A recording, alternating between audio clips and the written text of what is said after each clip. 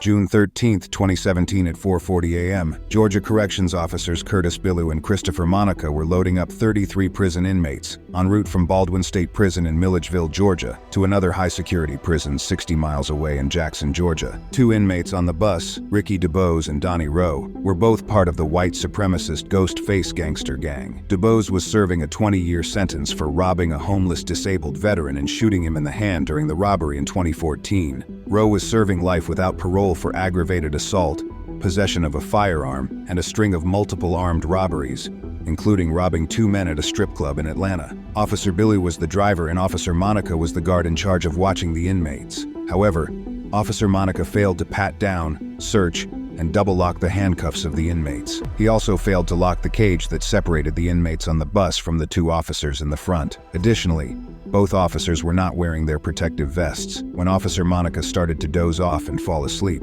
Dubose and Rowe noticed that the cage was unlocked. They had also snuck a toothbrush onto the bus and were both able to pick the locks on their handcuffs and slip out of them. Both inmates were able to switch seats with other inmates to make their way to the front of the bus. Rowe removed his belly chain at 6:28 a.m. At 6:39 a.m., Rowe opened and closed the cage to see what Officer Monica's reaction would be, but Monica woke up and then dozed right back to sleep. So 4 minutes later, Rowe opened the cage again. This time he rushed and attacked Officer Monica, hitting him in the face with his loose shackles.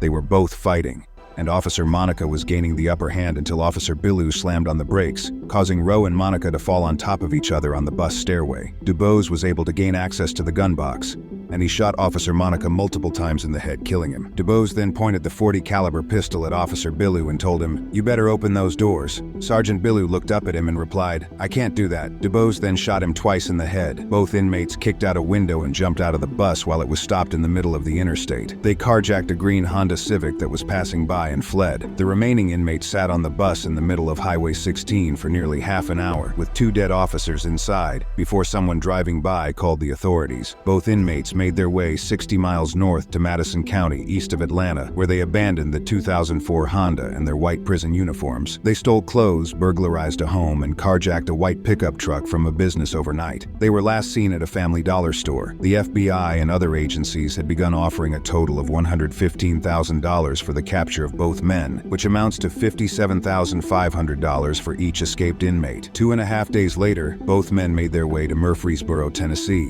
where they ran out of gas. They approached an elderly couple's house, held them up at gunpoint, and tied them up. They placed socks over the elderly couple's hands to prevent them from escaping. The two men kept the couple captive for 3 hours, eating their food. They repeatedly told the couple that they had nothing to lose, and that they both would most likely be dead in 24 hours. Before leaving, they instructed the couple to fabricate a false story for the police, claiming that someone else had broken in. The two men left with their Jeep and cell phone. Shortly after they left, the couple were able to break free and call 911. A police chase with Tennessee state troopers ensued, lasting for 10 miles. During the chase, Rowe was driving while Dubose was in the back seat shooting at the troopers. The troopers did not return fire and no one was shot. The two inmates eventually crashed into the woods and fled 2 miles into a creek. They approached a local neighbor who had received calls from his neighbors warning him that 2 fugitives were approaching his home. So the homeowner loaded up all of his guns and started to evacuate his wife and daughters from the house. As the 2 inmates were approaching out of the creek in his backyard, the homeowner and his neighbor held both men at gunpoint with their AR-15s, and the 2 men surrendered. Shortly after, 40 police cars showed up to capture the inmates. It is believed that the main reason why they surrendered is because the homeowner's Ford Explorer looked like a police car. Later that night,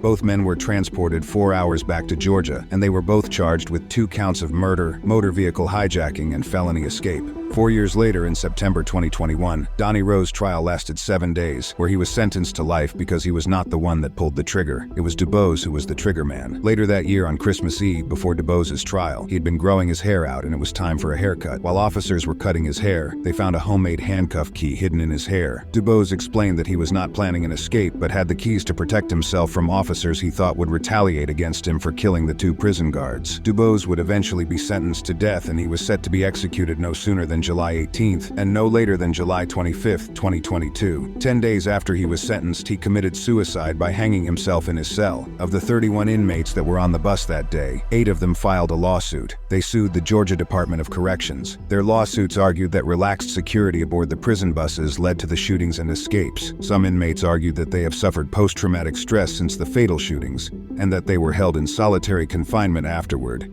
even though they had done nothing wrong. The inmates would request $250,000 each in damages, but 4 months later a judge ruled that under Georgia's sovereign immunity law, people cannot sue the state or its agencies unless they agree to the lawsuit. Sergeant Billu was an Army veteran who left behind 2 sons, while Sergeant Monica left behind his wife, 2 daughters, and grandchildren. At the time of his death, he was picking up extra shifts so his wife did not have to work due to her health issues. The first sheriff who arrived at the bus crime scene traveled back to Tennessee to disperse the $115,000 reward. $5,000 first went to the driver of the Honda that dubose and Rowe carjacked moments after escaping, so he could replace his car. The interior of the Honda was essentially destroyed by crime scene technicians. The remaining $115,000 was split 3 ways, to the homeowner, the elderly couple, and an unknown Tennessee informant who also helped track down the 2 inmates. Donnie Rowe is currently on the tier program, where he is locked down for 23 hours a day in a single bed cell, separated from the general prison population.